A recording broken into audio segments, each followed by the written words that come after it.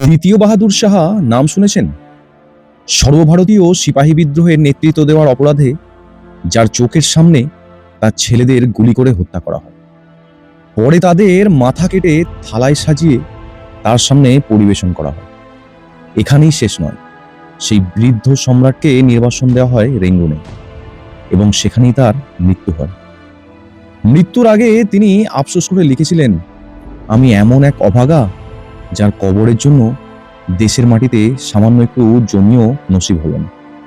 1857 সালের মহাবিদ্রোহ বা সিপাহী বিদ্রোহের কথা উঠলেই মঙ্গল পাণ্ডে, লক্ষ্মীবাই বা তাতিয়া টুকির নাম যেভাবে সামনে আসে, সেই তুলনায় শেষ মোগল সম্রাট দ্বিতীয় বাহাদুর শাহ, যাকে আমরা বাহাদুর শাহ জাফর নামে চিনি, কিছুটা আড়ালেই থেকে যান। এর পিছনে মূল কারণ ছিল পরবর্তীকালে ব্রিটিশদের সুপরিকল্পিত প্রোপাগান্ডা এবং ইতিহাস থেকে মোগলদের শেষ চিহ্নটুকু মুছে ফেলার চেষ্টা।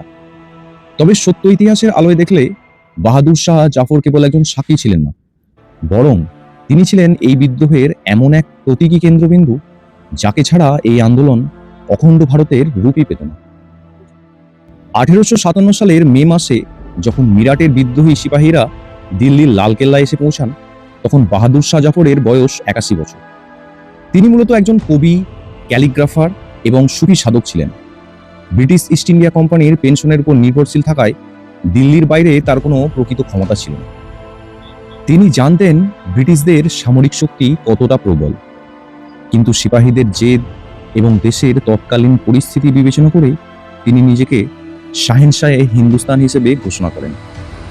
তার এই একটি সিদ্ধান্ত বিচ্ছিন্ন সিপাহী অসন্তোষকে একটি দেশব্যাপী রাজনৈতিক আন্দোলনের রূপ দেয়।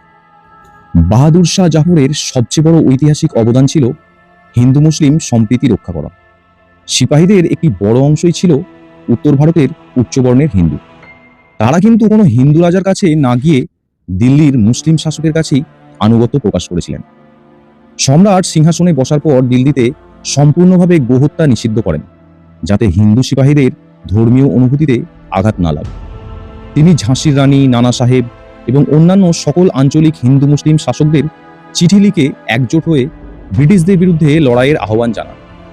চরম বিপর্যয় ও ব্রিটিশদের নিষ্ঠুরতা 1857 সালের সেপ্টেম্বর মাসে ব্রিটিশরা যখন দিল্লি পুনর্দখল করে, তখন জাফরের জীবনের সবচেয়ে করুণ অধ্যায়ের সূচনা হয়।